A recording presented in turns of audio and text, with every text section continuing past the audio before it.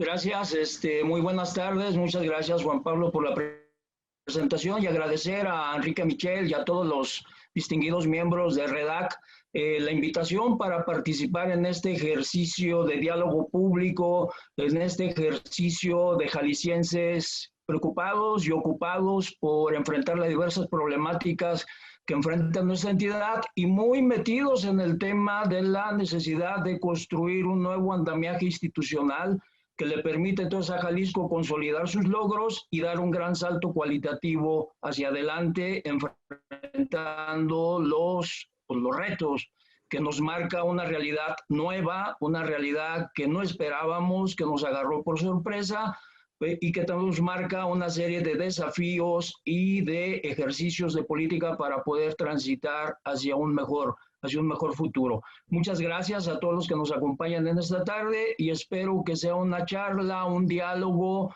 que genere interés, motivación y que nos deje algo para seguir vislumbrando el Jalisco que todos queremos. Muchas gracias. El título de mi conferencia tiene que ver con la necesidad de discutir las instituciones como un elemento central del ejercicio de la economía. O sea, a los orígenes de la ciencia económica pensábamos que el mercado, y ahorita vamos a abundar en esto, que el mercado era un espacio donde confluía oferta y demanda y que a través de las decisiones que marcaba el precio se tomaba el rumbo de la economía. Después hubo una contestación metodológica, histórica, conceptual por parte de la economía política marxista, donde satanizó el mercado y planteaba que era el Estado el que tenía que resolver las grandes preguntas de la economía, que son fundamentalmente qué producir, cómo producir, cuándo producir, para quién producir y en dónde producir. Sin embargo, en cuando menos 20 años para acá, la ciencia económica dejó de estar polarizado o ejercer un ejercicio de polarización entre los partidarios de la economía libre mercado versus los partidarios de una economía estatista y apareció una corriente dentro del pensamiento económico llamada economía institucionalista. Esta economía institucionalista abrevó o ha abrevado de la historia, por ejemplo, un premio Nobel de Economía, Douglas North, historiador, abrevó también de la sociología como Olson, que es un distinguido economista estadounidense, y a partir de historia, sociología, antropología, inclusive psicología con la economía del comportamiento, se empieza a vislumbrar una opción que nos quita de esa polaridad y tratar de enfocar que podemos construir una mejor sociedad económica, podemos armar un mejor funcionamiento de la economía a partir del estudio de las instituciones. Entonces, ese será el enfoque que yo plantearía aquí. Claro, lo voy evidentemente enfocado a nuestra realidad nacional y partir de una reflexión sobre el presente que estamos viviendo y quizás una serie de propuestas de lo que podría ser la necesidad de un nuevo marco institucional. Si me ayudas, Juan Pablo. Con mucho gusto.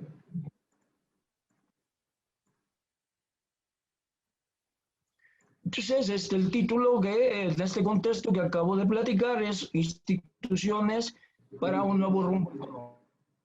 Adelante. Y en ese sentido yo quisiera en esta charla plantearme con ustedes 4 preguntas y cerrar con una propuesta. Principalmente las preguntas son, ¿cuál es el rumbo que tiene México actualmente?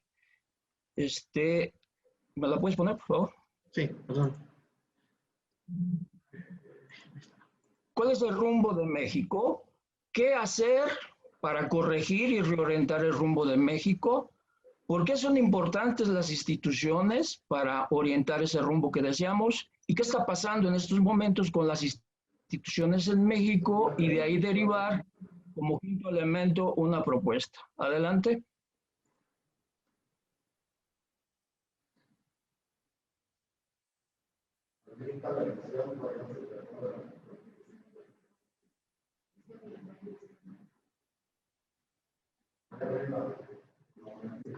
Espérame. Es que yo sí estoy transmitiendo. Vale. Es que yo sí estoy transmitiendo. Ah. Bien, la primera pregunta, ¿por qué un nuevo rumbo económico? Yo creo que ahí tendríamos que analizar desde diversas aristas. Por ejemplo, en la carrera económica global nos hemos quedado rezagados. ¿Cómo estamos a nivel, hablando de economía global, en el índice de competitividad? ¿Qué ha pasado en el crecimiento económico de México en las últimas décadas?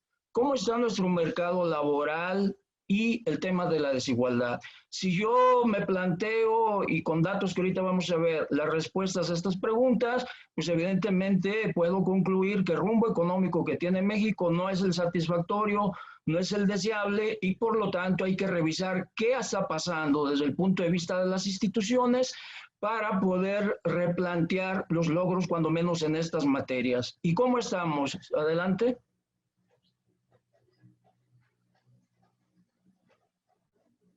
Por ejemplo, en la carrera económica global, sudeste asiático, es evidente que países que venían detrás de nosotros, en los años 1945, después de la Segunda Guerra Mundial, Corea del Sur era un país pobre, dedicado a la agricultura de subsistencia, mientras que México ya había iniciado su proceso de industrialización, su famosa industrialización sustitutiva de importaciones, y veíamos a la gente de Corea del Sur muy atrás de nosotros, los años 40, principio de la década de los 50.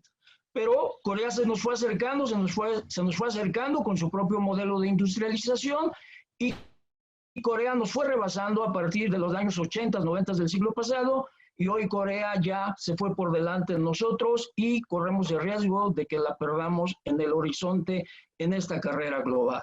Singapur, ¿qué podemos decir de Singapur? Singapur hasta hace unos cuantos años era una colonia británica, que inclusive se dice que los británicos decidieron deshacerse de Singapur porque no había ninguna viabilidad económica para la población que vivía en una piedra gigante como es Singapur, que inclusive llegó a la necesidad de importar agua potable para el uso de sus ciudadanos, y Singapur inició un proceso enorme de transformación acelerado, quizás sea el caso más exitoso de transformación, y Singapur en unos cuantos años está catalogada como la nación que más rápido dejó la pobreza para saltar hacia niveles altos de prosperidad. Pero evidentemente hace 50 años, pues Singapur venía muy atrás de nosotros, ya se nos fue, ya Singapur ya no lo estamos viendo en el horizonte. China igual, cuando México estaba iniciando su proceso de industrialización, en los años 40, 50, pues China estaba con el tema de la revolución cultural, la maoísta, el socialismo, etcétera, y China pues era un país en pobreza prácticamente absoluta. Y China empezó a iniciar a partir de la década de los 80, igual que nosotros en nuestro proceso de modernización económica que inicia en esa época también. China inicia una enorme transformación y bueno, hoy conocemos los resultados. China no solamente nos alcanzó, nos rebasó, sino que hoy China está disputando en grandes ligas el dominio económico mundial con los Estados Unidos. Y ahí podemos mencionar todavía en el sudeste asiático el seguimiento que tenemos que hacer a la India, que tiene un proyecto de ser una potencia mundial para el 2050, o propio Vietnam, que todavía viene atrás de nosotros, pero Vietnam ya viene con un proceso de industrialización orientado a la exportación, y que puede que también convertirse en un ejemplo de que nos alcance y nos rebase. En América Latina, pues sí, a México se le considera como, junto con Brasil y de alguna medida con Argentina, como los modelos exitosos de industrialización, pero sin embargo hay que ver qué está haciendo en los últimos años Chile y qué está haciendo Panamá. Panamá es claro, son economías pequeñas, pero Panamá hay que seguirle la vista, hay que estar monitoreando, porque Panamá puede ser el próximo milagro económico en América Latina, y Chile también tiene interesantísimos avances en la parte económica. ¿Cómo andamos? Bueno, checando el índice de competitividad global del Foro Económico Mundial de Davos, estamos para el 2019, estamos en el lugar 48, o sea, hay 47 países más competitivos que nosotros. De ese mismo índice de competitividad saqué el PIB per cápita, y bueno, en el PIB per cápita, lo que nos toca a cada mexicano, del Producto Bruto, estamos en el lugar 68, o sea, hay 67 países mejor que nosotros en ese nivel. El índice de desarrollo humano de la ONU, aparecemos en el 74. En el Doing Business del Banco Mundial, o sea, en el mundo de las facilidades para hacer negocios, estamos en el lugar 54. En tema del mercado de trabajo, el 25% de nuestra riqueza nacional se genera en la informalidad. 60 de cada 100 empleos son informales. Y bueno, ya con datos que se pueden ir como consecuencia de la actual pandemia, pues se está hablando de que México estará cerrando con casi 50 millones de personas en pobreza y de esos 17,5 en pobreza extrema. Y un caso alarmante, que es un tema muy interesante de seguimiento, pero también para generar posicionamiento, es el tema de los últimos años del deterioro de la clase media en México. Creo que las clases medias se constituyen en un ejemplo de éxito de los modelos económicos, una clase media que es ascendente, que cada año puede mejorar sus niveles de bienestar, sus niveles de consumo, sus niveles de ahorro, y que es un ejemplo, y los países exitosos, China, Corea, Singapur, todos los que hemos hablado, bueno, son motores que hacen crecer de manera muy rápida sus clases medias. En México en los últimos años, por ese crecimiento económico mediocre que hemos tenido en las últimas décadas de entre 2 y 3% del PIB, la tragedia que vamos a sufrir este año con quizás una caída de menos 12, evidentemente en México desde hace años se ha detenido la movilidad social, ¿sí? Y hay un problema donde inclusive corremos el riesgo de ver que ya no existe una movilidad de medio hacia arriba, sino del medio hacia abajo. Y ese es un tema muy delicado, muy complejo, que tiene implicaciones desde muchísimos puntos de vista. Entonces, cuando uno analiza estos indicadores, yo me pregunto, ¿este es el rumbo que queremos en México? ¿O qué le está pasando a México? Y evidentemente, pues yo creo, al ver estos números, digo, pues hay que cambiar de entrenador, o sea, hay que cambiar de rumbo, porque México no puede seguir con estos resultados tan mediocres. Adelante. Y entonces en ese debate que decía al iniciar la charla con ustedes, ¿cómo cambiamos el rumbo? Y tenemos por un lado a quienes dicen, lo que necesitamos es más mercado, ¿no? Lo que necesitamos es liberalizar la economía, generar condiciones para una mayor competencia y dejar que la mano invisible del mercado resuelva este problema y podemos transitar. Habrá otros que dicen, no, lo que necesitamos es corregir esos desequilibrios y esos desequilibrios no los corrige el mercado y necesitamos una participación fuerte y decidida del Estado.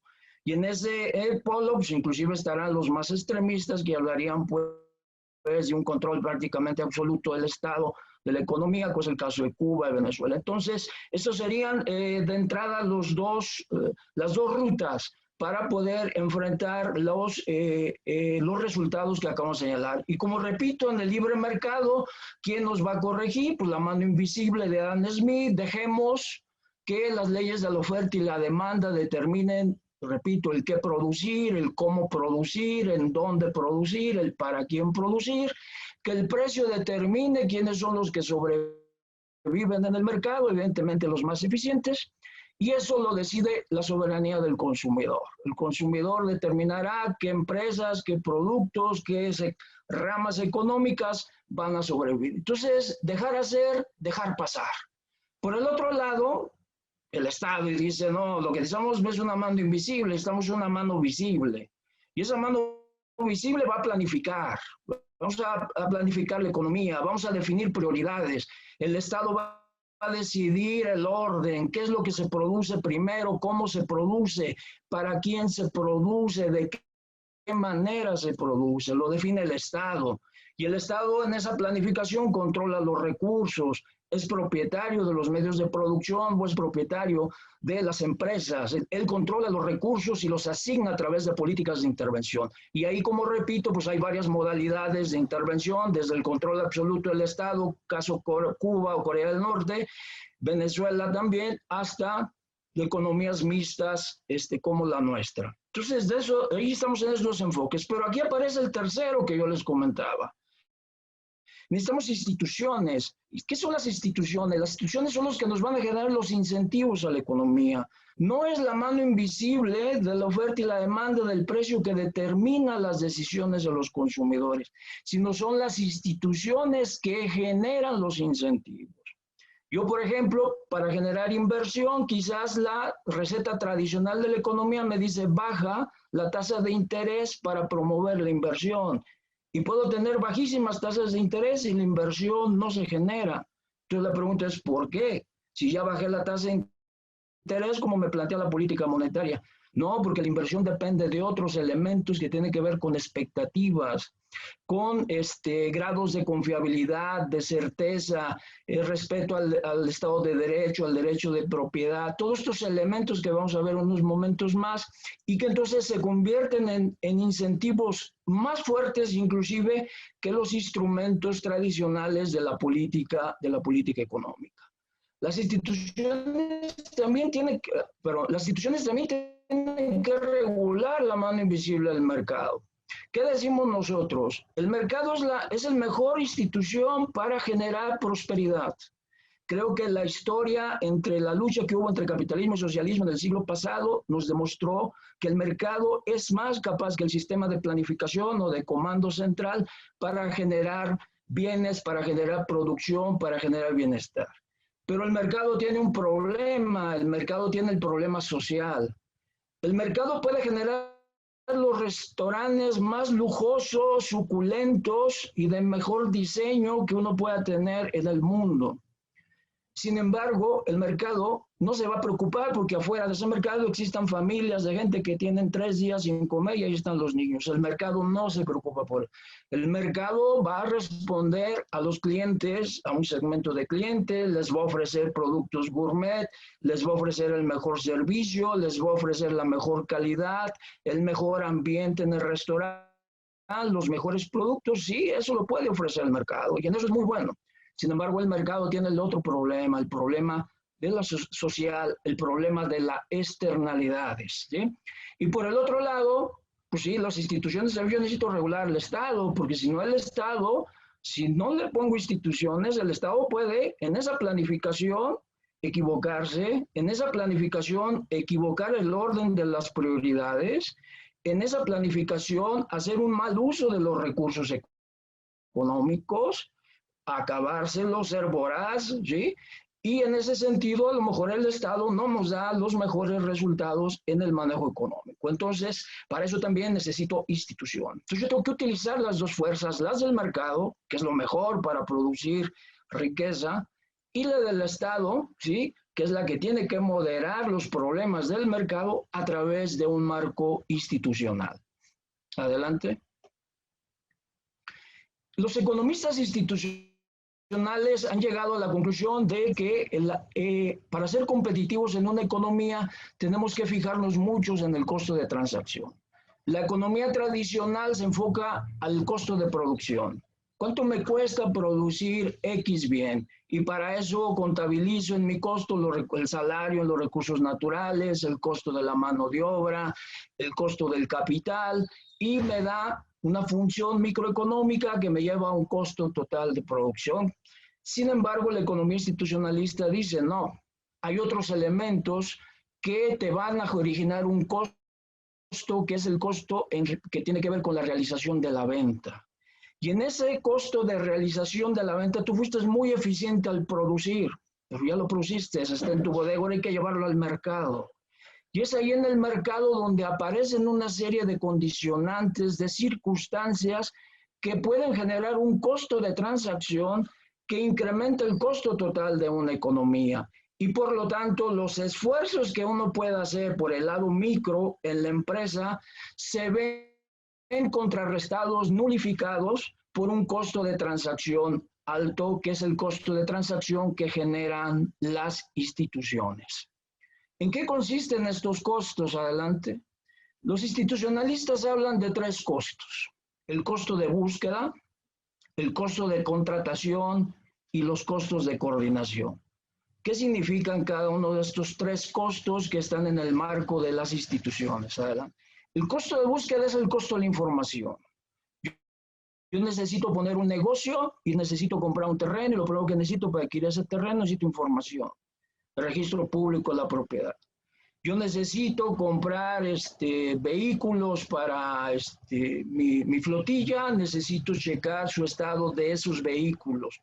¿Son legales? ¿Los papeles están en regla? ¿Tienen algún problema de multas? O sea, la información es un elemento fundamental en la economía. Y en este sentido, la economía institucionalista, a diferencia de la economía de mercado, señala que la información no es libre, que puede haber inclusive asimetrías en la obtención de la información. Habrá gente, un competidor mío que tenga más información que la que yo tenga, entonces esa asimetría en la información puede generar que yo tome decisiones equivocadas o tenga miedo a correr riesgos.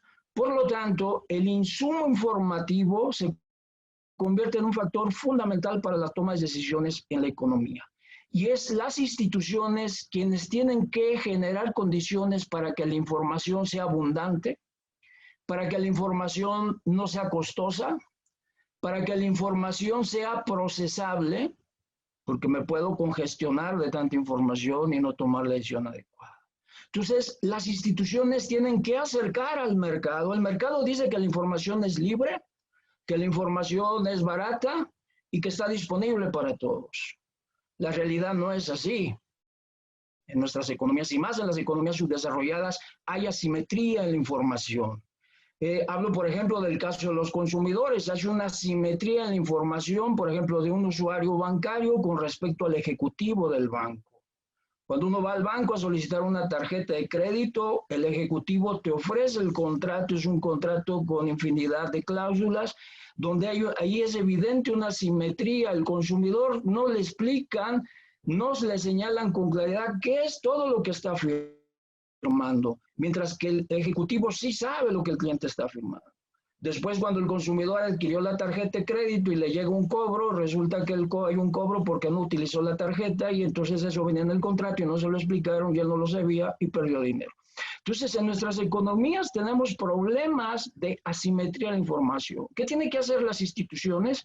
Generar eso, condiciones para que la información sea abundante, esté disponible a los ciudadanos y en el mejor costo posible y aparte se pueda digerir, porque los economistas de la economía del comportamiento hablan algo así de congestión cognitiva. A veces tenemos tanta información que no nos confundimos y no entendemos, y podemos hablar, por ejemplo, en el caso de la discusión que está dando sobre el etiquetado de productos, ¿no? Entonces, el primer paso, el costo de la búsqueda. Entonces, el empresariado, el actor económico necesita acceder a la información para empezar a tomar decisiones en materia de inversión, en materia de ahorro, en materia de consumo. Y si logramos bajar ese costo de transacción, el acceso a la información, tendremos mejores condiciones para promover el crecimiento y el desarrollo económico. El segundo elemento, y aquí hay grandes abogados, es el tema de los contratos y del cumplimiento. Evidentemente, la economía es una transacción entre el que compra y vende, necesita un Estado de Derecho, necesita de un marco de regulación que garantice la propiedad de cada quien y los derechos del que adquirió la propiedad. Y bueno, aquí también las instituciones tienen que contribuir de manera muy decidida para un ambiente de negocios favorable, con un registro público de la propiedad, por ejemplo, con una serie, con un tribunal, con tribunales, con jueces, con todo un sistema judicial que facilite la resolución de las controversias en la economía. En la economía siempre va a haber controversias porque va a haber dos personas, el que produce y el que consume. Y a veces ahí el precio los pone de acuerdo, pero no necesariamente hay ese acuerdo, sino que se generan controversias. Y lo que tenemos que hacer desde el punto de vista de la economía institucional es reducir el costo de hacer negocios. ¿Qué le está pasando a los Estados Unidos hoy en día en su pérdida de competitividad con el sudeste asiático? Los costos de transacción que tienen que ver con el tema del derecho. En Estados Unidos cuesta muchísimo las demandas En Estados Unidos hay que pagar abogados, en Estados Unidos hay que judicializar los procesos económicos y eso cuesta.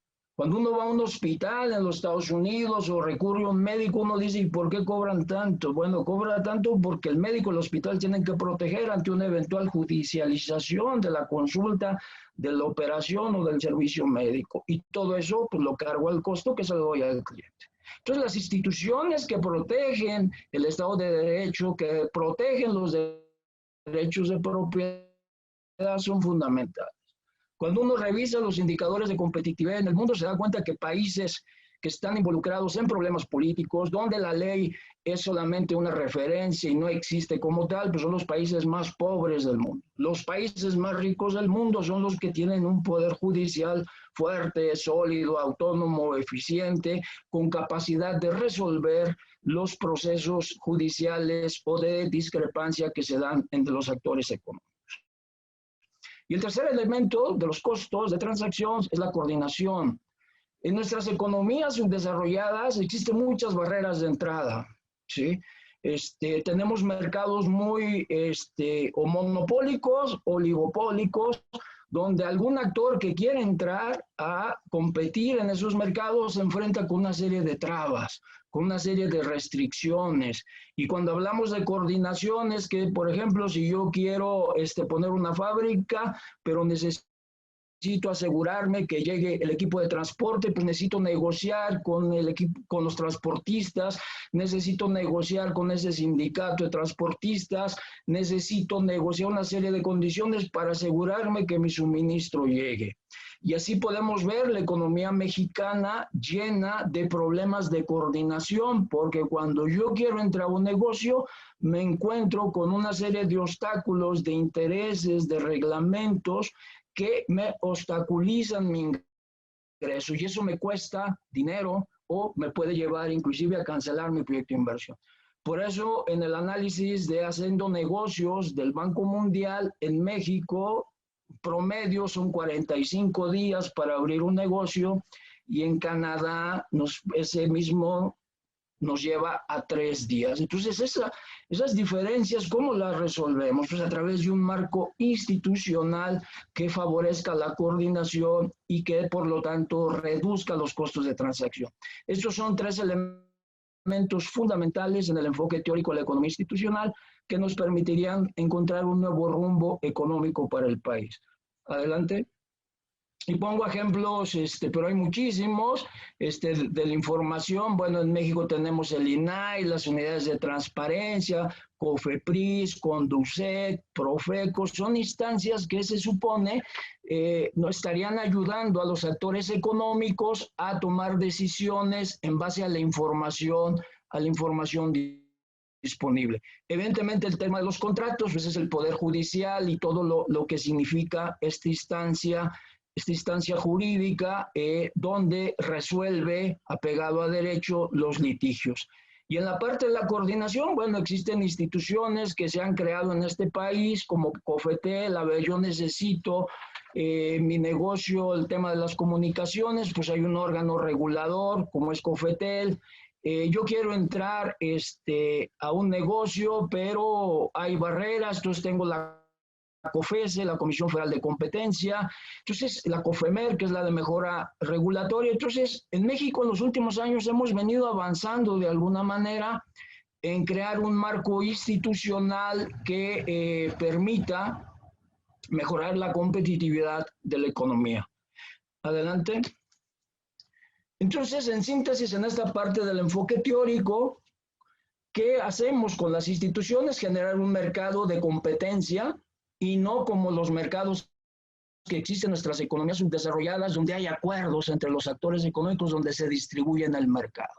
Tú encárgate de este mercado y yo del otro, y no competimos y administramos el precio.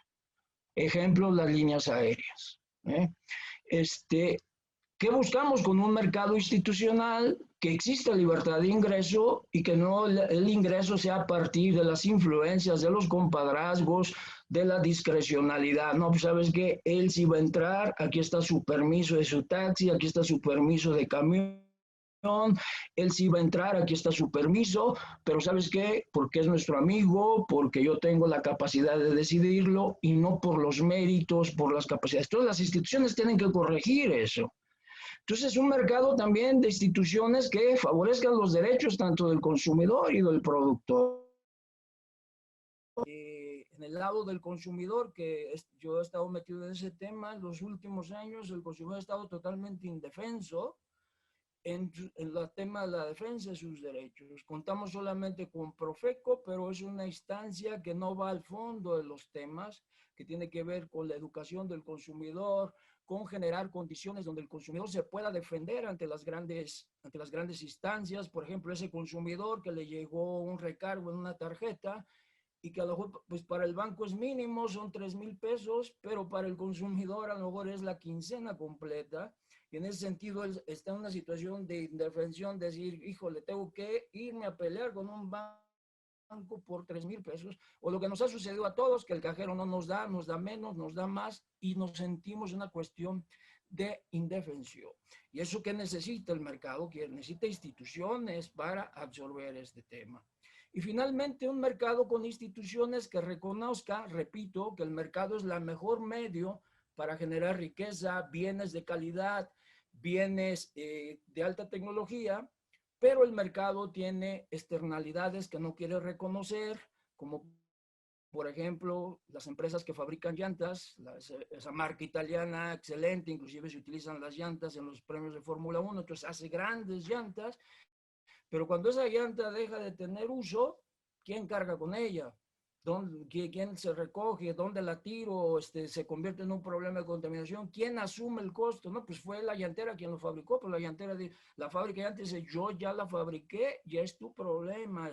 O cuando usamos los vasitos de plástico de agua, pues sí, una vez que la consumimos, ese vasito, ¿quién carga con la externalidad, no? La tiramos en la calle, la recoge el municipio. ¿Quién carga con esa externalidad? Porque inclusive le pagamos a la empresa privada. Entonces el mercado, instituciones que reconozcan sus externalidades y que también el mercado tenga capacidad de asumir una responsabilidad social. Adelante. Entonces, para terminar la parte teórica, ¿qué tenemos? Que al hacer la revisión de las naciones con prosperidad económica, encontramos en el marco institucional que tiene las siguientes características: respeto al Estado de Derecho, el cumplimiento de los derechos de propiedad, división de poderes, transparencia y rendición de cuentas, evitan la discrecionalidad en el gasto gubernamental, hay una solidez de los órganos autónomos, la información está disponible, oportuna y es creíble. Y en esas naciones hay otro tipo de instituciones que se llaman informales, que son las que generan el capital social. ¿Cuál es el capital social? El sentido de responsabilidad, la honestidad, la cultura de la solidaridad, de la corresponsabilidad. Entonces, cuando uno revisa entonces los países prósperos, dices, a ver, ¿tienen recursos naturales? Pues es posible que muchos de los países prósperos no tengan recursos naturales. Inclusive cuando uno ve su geografía, te das cuenta que los países prósperos están en las regiones más cercanas a climas extremos, mientras que los países más pobres están en la parte del Ecuador, donde hay una gran abundancia de recursos. Entonces, ¿qué hace la diferencia entre una nación? Por ahí alguien dice, alguien de Singapur, creo que el presidente, fundador de Singapur, decía que ellos tuvieron la buena suerte de no tener recursos naturales y que eso les permitió desarrollarse. Pero bueno, entonces, ¿qué encontramos dentro de este enfoque institucional? Que las naciones prósperas cuentan con esos indicadores. ¿Qué está pasando en México? A partir pues ya de la revisión teórica de cómo estamos. Hoy en México, ¿qué está pasando en las instituciones formales? Bueno, estamos viendo una gran tensión en el marco institucional de este país. Todos tenemos conocimiento, por ejemplo, que las principales decisiones del gobierno federal enfrentan controversias en el Poder Judicial. Hay gente que se han hecho controversias constitucionales constitucionales, amparos, etcétera, contra todas las principales medidas que ha tomado este gobierno. Por ejemplo, el aeropuerto de la Ciudad de México, hay gente pues que ha recurrido al Poder Judicial. Para la construcción del Tren Maya hay organismos ciudadanos que también han recurrido al Poder Judicial. Las grandes obras de infraestructura están en el Poder Judicial. Una serie de medidas que ha tomado el gobierno en materia administrativa, por ejemplo, la ley de austeridad, la reducción de los salarios de los funcionarios que ganaban por arriba del presidente, la ley de remuneraciones, la Guardia Nacional. Hay toda una serie de decisiones centrales que ha tomado este gobierno. Y no, aquí no voy a entrar a que si son buenas o son malas, dejemos eso de momento. Simplemente la preocupación es que las grandes decisiones de la columna vertebral de este gobierno se encuentran en litigio, se encuentran en el Poder Judicial, y esto evidentemente está generando una gran tensión. Por otro lado, también dentro de este marco institucional, estamos viendo, creo que como nunca, una centralización del poder público en una sola persona, ¿no? No voy a abundar en esto, todos tenemos conocimiento con datos, evidencias, que hoy todas las decisiones cruzan por el titular del Poder Ejecutivo. Y eso evidentemente genera una serie de distorsiones y de limitaciones en el poder, de la capacidad institucional del gobierno federal para poder responder a los requerimientos que la sociedad nos está demandando. Entonces ahí tenemos un problema muy preocupante de centralización, no en una instancia, sino en una persona. Estamos viendo también de lo que está pasando en estas instituciones, afectaciones a los organismos reguladores y autónomos, donde hay un desprestigio, hay una narrativa en contra de la existencia de los organismos reguladores y autónomos que tienen una importancia fundamental en la economía.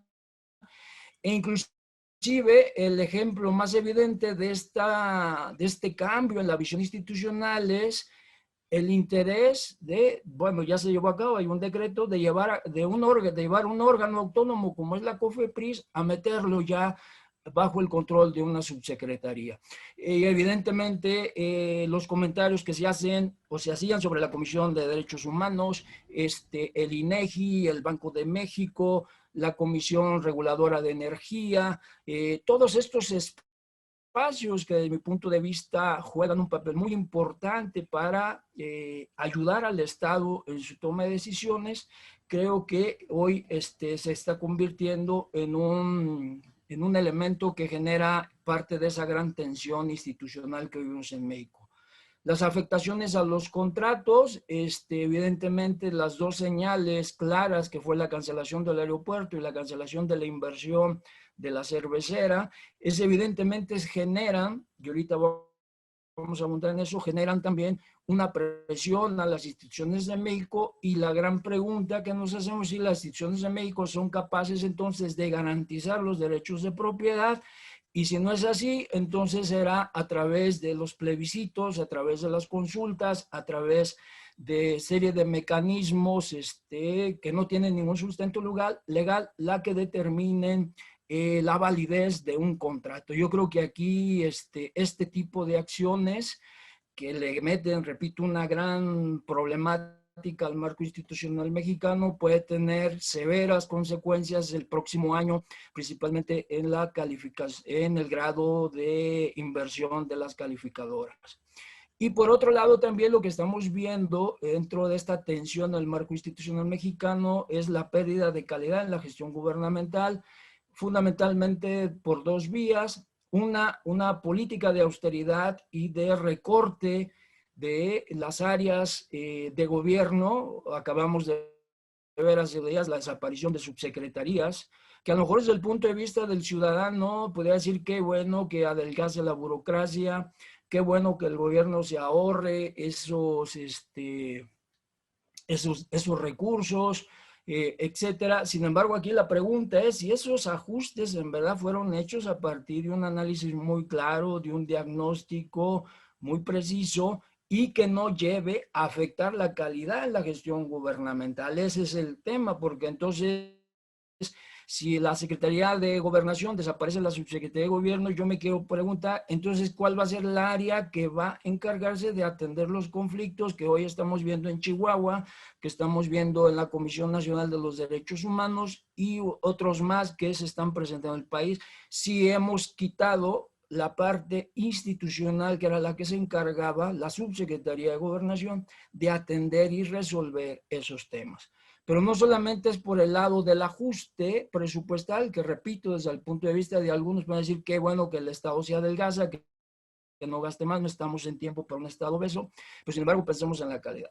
Y pensemos también en la calidad del personal que empieza a ocupar los espacios o que ha ocupado los espacios en los últimos meses de la gestión gubernamental, donde parecería, por ahí hay una definición muy precisa, que lo único que importa es la honestidad y que lo demás, pues ahí se irá aprendiendo en el camino. Entonces, por el lado de las instituciones formales, creo que México está viviendo esta gran tensión.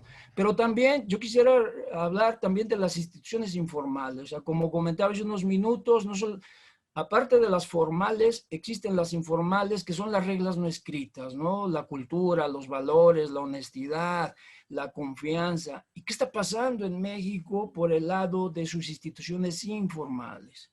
Pues yo quiero partir de lo que se ve todas las mañanas, de la construcción de una narrativa significativa. ¿Qué nos está diciendo la narrativa que se construye en México todas las mañanas? Es una narrativa que nos está llevando desde el punto de vista de las instituciones informales a perder confianza y a tener incertidumbre sobre el futuro. Hay un elemento que para mí como economista me genera una gran inquietud, que es el tema de la asimetría en los datos. Cuando desde el Poder Ejecutivo se nos dice que ellos tienen otros datos contrarios a los que dan las instituciones, datos contrarios a los que dan los organismos especializados, pues a veces, y así aparece en caricaturas, pues pareciera que es cosa de risa, decir, mira, el jefe del Poder Ejecutivo tiene unos datos que no son los datos que dan las instituciones. Pero este es un tema de la mayor relevancia, porque entonces, ¿quién tiene la verdad? ¿Por qué México no se pone de acuerdo? O sea, México no puede ponerse de acuerdo en los datos sobre el funcionamiento de la economía, no se puede poner de acuerdo cuántos desempleados hay, si la economía está creciendo a tanto o está bajando a tanto. No nos podemos poner de acuerdo los mexicanos para saber cuántas gentes han muerto por el COVID. No nos podemos poner de acuerdo los mexicanos para saber los daños que ha significado en cierre de empresas. ¿Qué pasa con las yo creo que este es un dato para mí fundamental que está deteriorando el marco institucional en México. El inversionista va a decir, ¿a quién le creo? ¿Al Banco de México? ¿Al INEGI? ¿A la universidad? ¿Al Banco Mundial? ¿O al responsable del Poder Ejecutivo que dice que tiene otros datos, pero no nos dice de dónde? Entonces, si no hay, por eso decía al principio, el costo de transacción de la información. Si en México la información se maneja así, con asimetría, con negación de datos y que no nos podemos poner de acuerdo, la inversión, el consumo, el ahorro de los actores que toman decisiones a partir del conjunto de información que existe, este país, perdón por lo que digo, es de chiste. ¿Qué está pasando en esa narrativa? También está afectando al capital social, que es la institución informal más importante. Fukuyama, muchos de ustedes lo conocen, un politólogo de origen japonés pero estadounidense, escribió un libro que fue un hitazo hace algunos años, se llamó Confianza. Y Fukuyama decía que el éxito de los países no tiene que ver nada con tecnología, no tiene nada que ver con su dotación de recursos, tiene que ver con el capital social. ¿Y qué está pasando en México con esta narrativa? Se está deteriorando esa base de generación de riqueza, que es el capital social. El capital social es lo que va a permitir a usted y a mí hacer un negocio y teniendo la certeza de que el negocio es un negocio en el que usted confía en mí, de que, que estoy haciendo, le estoy proponiendo algo lícito, que le estoy vendiendo una propiedad lícita, que no le estoy engañando en el contenido de ese bien. Y yo confío en usted, en que me va a hacer el pago, que ese pago proviene de recursos lícitos y que por lo tanto podemos agilizar el tema de los negocios porque tenemos capital social, tenemos confianza entre nosotros, de que no es necesario recurrir a los abogados para que vayan y revisen o que entremos inmediatamente después de realizar el proceso de transacción a un litigio que a lo mejor nos va a costar más de lo que gastamos o recibimos del bien, porque no tenemos capital social, porque desconfiamos unos a los otros. ¿Qué está pasando en este deterioro de las instituciones informales? Pues la pérdida de reconocimiento al emprendimiento y el sentido positivo de la riqueza. Los emprendedores, pues, que ocupan el último lugar de las prioridades de gobierno. La riqueza, pues ¿para qué se genera riqueza? Así se puede vivir con poco recurso. ¿Para qué aspirar a más? ¿Para qué quieren acumular? O sea, hay toda una narrativa que distorsiona el marco de incentivos informales que tiene que ver con la generación de la riqueza. ¿Qué tenemos también? Pues tenemos ya una inclinación a que todo se puede resolver desde un estado voluntarioso.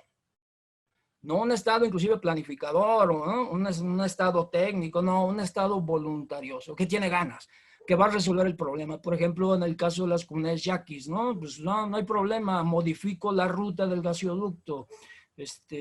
No, eso es fácil, no se preocupen, eso estará. Y evidentemente con respuestas ocurrentes, ¿no? Como se ha reconocido por quien las produce, donde dice, bueno, yo llego ahí y a ver qué se me ocurre.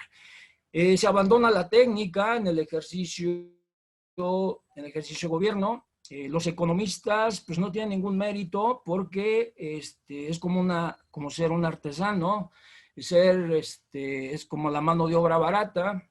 Los arquitectos, pues la gente de una comunidad puede construir mejores edificios. La gente en la comunidad puede construir mejores carreteras que los ingenieros.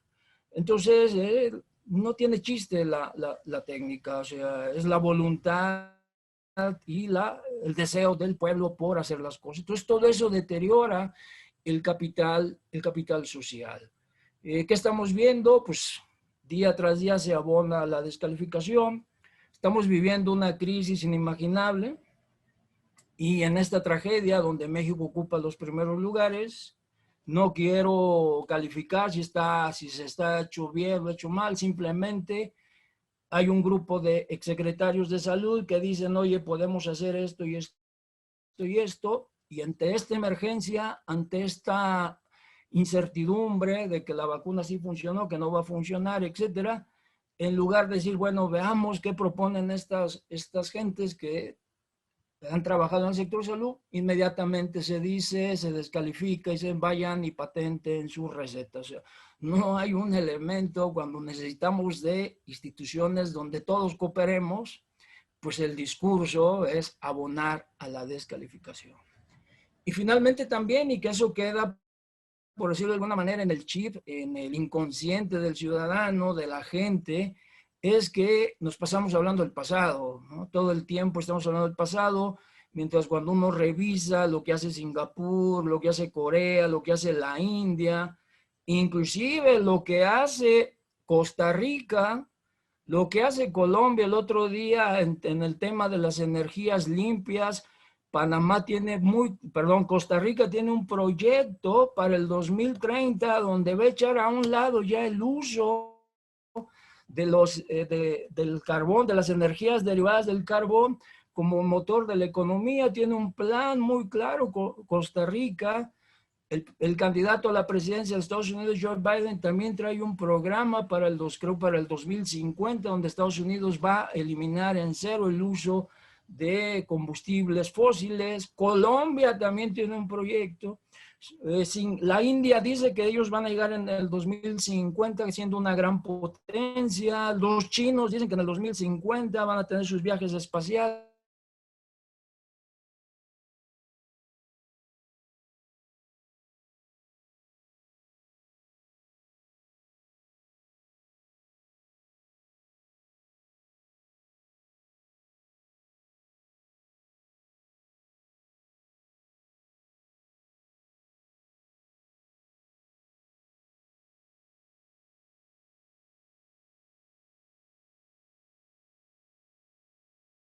En lo siguiente, a reserva que ahorita se pudiera... Perdón, maestro, ya estamos.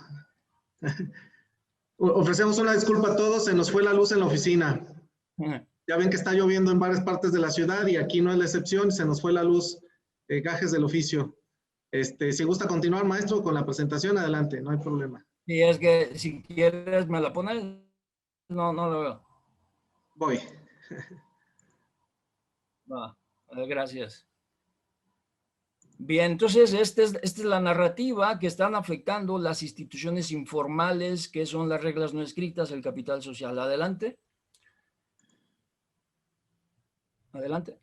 Bien, entonces eso lo para el presente, o sea, las instituciones formales están metidos en una crisis, en una carga por las acciones que está tomando el gobierno, y las instituciones informales también por toda esta narrativa. Ahí tenemos que trabajar, meter mano. Pero también, ya para terminar, quiero pensar en los imperativos de las nuevas instituciones, fundamentalmente derivadas de esta crisis, donde pues creo que todos coincidimos, el mundo ya no será el mismo de marzo del 2020, cuando iniciamos el confinamiento, al que será en marzo del 21. Y yo quisiera aquí, muy general, solamente dejarlos con ustedes las inquietudes sobre nuevas instituciones. En la parte social, ¿qué necesitamos? Un seguro universal. Necesitamos revisar nuestro sistema de seguridad, porque nuestro sistema de seguridad social está anclado al modelo del siglo XIX de Alemania del trabajo formal. ¿Qué significa esto? Que solamente los trabajadores que están asignados, que participan en el mercado formal, que tienen una plaza, tienen derecho a la seguridad social. ¿Qué está pasando hoy en México? Cada vez es menos, y lo vimos, el número de empleados que tienen acceso a un trabajo formal, en el mercado formal, con una plaza. Inclusive cuando se viene una crisis económica como la que estamos viviendo, la gente pierde su plaza, pierde su empleo y por lo tanto queda en un nivel de desamparo. Entonces, en este sentido, hay que discutir con mucha profundidad la necesidad y la urgencia de un sistema de seguro universal que alcance a todos, porque ese sistema es decir, ¿tienes trabajo? Sí, sí, tengo trabajo. Bueno, tú estás en el IMSS. ¿Tienes trabajo? Sí, ¿en dónde? En el gobierno. Estás en el ISSSTE. No, sino que pues, sea universal para las personas y no en función de su situación laboral. Porque, repito, hoy eso también genera incentivos negativos. Si un empleado dice, no, pues yo no quiero dejar esta chamba aquí en el gobierno, aquí me voy a pasar 30 años en este escritorio porque sé que durante esos 30 años voy a tener dos compensaciones. Uno, pues voy a tener servicios sociales durante los 30 años que yo esté aquí, seguro médico y demás. Y luego después, pues me voy a pensionar. Entonces, ¿eso qué genera? Incentivos negativos ¿para qué? Pues para el emprendimiento, para la innovación, donde la gente evalúa sus riesgos y dice, plaza fija en el sector formal, o te arriesgas a innovar, a crear tu emprendimiento, pero vas a correr el riesgo de quedar en el desamparo del sistema de protección social. Entonces, es ahí, yo hoy con el tema de los millennials, es ahí donde tenemos que diseñar nuevas instituciones de apoyo social. El financiamiento de la educación. Yo estoy trabajando como parte de mi tesis de maestría en educación el tema del financiamiento. Nuestro país, y lo acabamos de ver hoy con el presupuesto que se acaba de enviar al Congreso, donde el gasto en educación para este año es prácticamente el mismo, y uno se pregunta, ¿dónde están los nuevos niños que demandan espacios en el sistema educativo? ¿Dónde están las nuevas escuelas que se requieren, los nuevos maestros? ¿Dónde está el mantenimiento que requieren las escuelas? No olvidemos que prácticamente el 98% del presupuesto educativo se destina al pago de nómina y el otro 2% se destina a varias cosas, entre ellas construcción de escuelas y mantenimiento. Entonces no hay de dónde hacer mano para construir nuevas escuelas y para darle mantenimiento. En México hemos transitado, igual que la mayoría de los países, por un financiamiento a la educación desde el lado de la oferta. Que es desde el lado de la oferta, el Estado pone las escuelas, el Estado pone a los maestros y los ofrece a la ciudadanía. Una propuesta evidentemente polémica para debatir y demás es, por ejemplo, tomar experiencias del modelo chileno, donde el financiamiento a la educación sea a través de la demanda. ¿Qué significa eso? Que el Estado, en Chile así se llama el voucher, el Estado apoya a la familia con un voucher y el padre de familia con el voucher en la bolsa va y busca la escuela que más le convenga a los intereses de su hijo. Las escuelas, en este caso las escuelas privadas, compiten entre ellas para poder captar al estudiante, al padre de familia que trae el voucher en la bolsa. ¿Y cómo compiten? Pues ampliando las escuelas. ¿Cómo compiten? Mejorando los salones. ¿Cómo compiten? Ofreciendo mejores maestros, etcétera. Entonces, acá la propuesta que yo planteo que empecé para discutir, para enfrentar en esta nueva normalidad el tema educativo. No olvidemos lo que está pasando hoy en día. Hay miles de estudiantes de las escuelas privadas que migraron a las escuelas públicas. Las escuelas públicas los aceptaron porque las clases son virtuales. El problema que vamos a tener es cuando regresemos a lo presencial, donde entonces los salones de clases de las escuelas públicas no van a tener el lugar para dárselos a los jóvenes o a los niños que emigraron de las privadas a las públicas. Entonces traemos un problema que en los próximos meses nos va a hacer crisis de insuficiencia de espacios públicos y de abandono de espacios privados. Entonces creo que ahí necesitamos ya plantear un nuevo enfoque de financiamiento a la educación, donde tanto el sector privado como el sector público sumen esfuerzos y en este sentido la propuesta de una nueva institución para el financiamiento de la educación sea a través de financiar la demanda y no exactamente la oferta. Instituciones políticas, necesitamos de la nueva gobernanza y que REDAC lo trata de hacer, donde la complejidad de los asuntos públicos es tan grande, es tan diversa, es tan complicada, requiere tantos recursos, requiere de tantas voluntades que se necesita el apoyo de todos. Ese viejo presidencialismo a lo mejor sirvió a la primera década del siglo pasado, pero hoy es imposible que eso nos pueda encontrar el marco institucional para resolver nuestros problemas.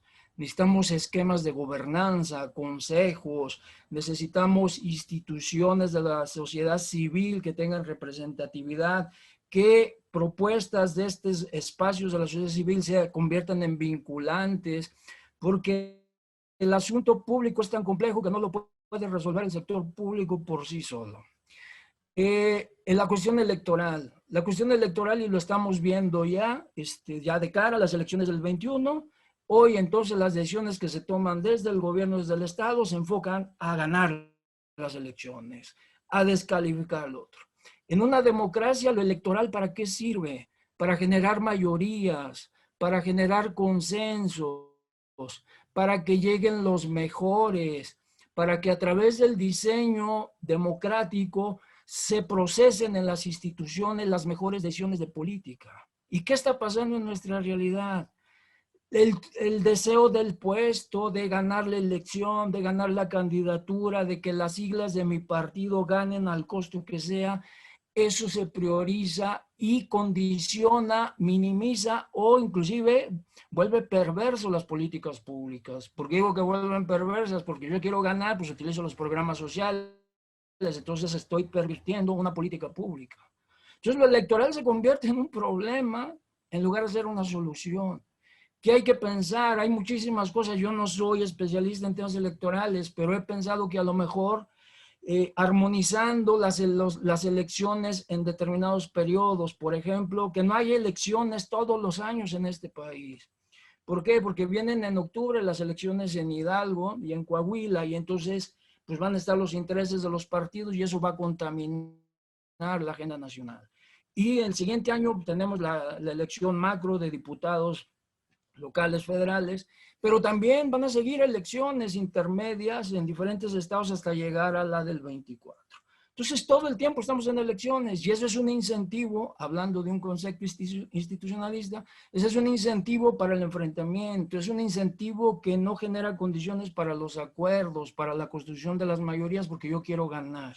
Entonces, yo no puedo generar mayorías si primero está mi partido. Entonces, ¿por qué no pensamos que cada 3 años hacemos las elecciones de diputados locales, federales, y ahí se meten elecciones de gobernador, las elecciones de gobernador, y a cada 6 años nos vamos otra vez diputados, los senadores y la presidencial, y dejamos fuera la de gobernadores para que no se contamine la parte de la lucha presidencial por las gobernaturas, y las gobernaturas queden sujetas al escrutinio meramente de los asuntos locales sin la influencia de lo nacional.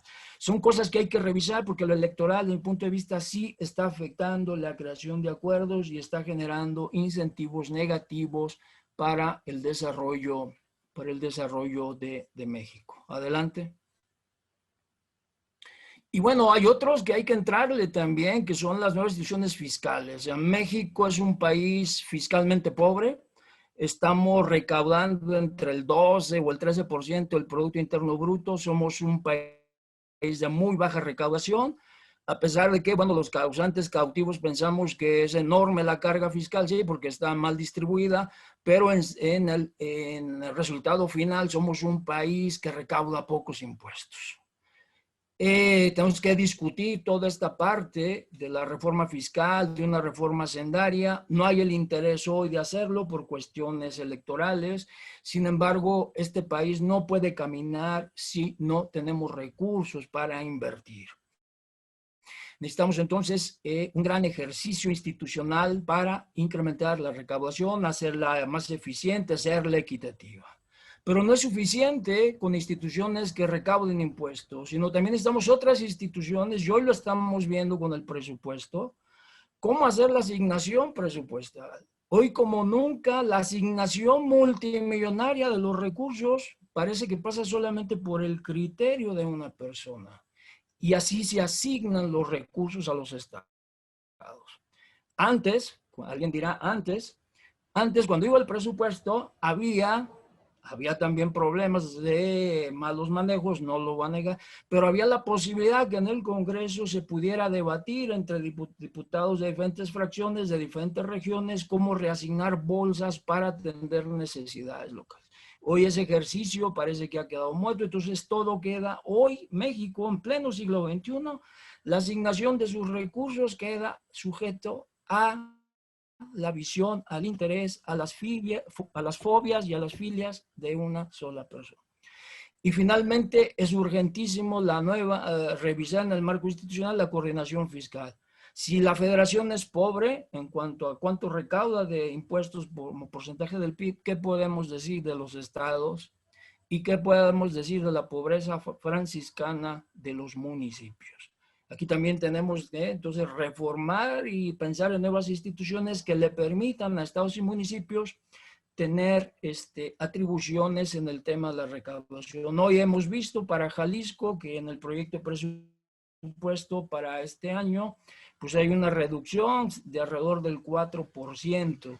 ¿Y qué se puede hacer? ¿Por qué? ¿Quién lo designó? ¿Cuáles fueron los criterios de quitarnos aquí, de reducirnos allá? No hay una institución que pueda resolver con claridad esta asignación de los recursos. Entonces ese es un tema fundamental al que le tenemos que entrar. Los municipios tienen que pensar inclusive en revisar muy bien la cuestión del predial, que es una base ahí importantísima de generación de recursos. Y finalmente, en las instituciones informales, ¿qué necesitamos con urgencia? Recuperar la confianza, acabar con ese maniqueísmo entre chairos y fifís, entre buenos y malos, entre los de ayer y los de hoy, entre los corruptos y los no corruptos, que quede con claridad y que la ley determine lo que tenga que hacer, pero este país requiere recuperar la confianza. Recuperando la confianza, podemos recuperar otra vez el espíritu de colaboración, que es un capital social muy importante que se ha venido deteriorando en México. El cumplimiento a las leyes, el no permitir que sea la fuerza, que sea la ocurrencia el que determine qué es lo que debe hacer, sino hay una ley, hay un acuerdo y hay que cumplirlo. Y algo también muy importante del capital social de los países exitosos es la cultura del mérito, ¿no? El esfuerzo, la responsabilidad, los logros, la capacidad de generar beneficios, la que puede permitir a los individuos, a los grupos, poder mejorar sus condiciones y no a través del compadrazgo, del amiguismo, de la discrecionalidad o de la simpatía política o del compromiso. Entonces, México necesita trabajar también la consolidación de las instituciones informales que generan el capital social. Y bueno, finalmente quisiera compartir con ustedes esta frase del economista norteamericano Mancur Olson, que se preguntaba por qué algunas naciones son ricas mientras otras son pobres. Y él dice, la idea clave es que las naciones producen dentro de sus fronteras no aquello que la dotación de recursos permite, o sea, si tiene bosques, si tiene recursos, etcétera, sino aquello que las instituciones y las políticas públicas permiten. Creo que esa es la conclusión de la charla y pues yo les quiero agradecer su atención a la misma.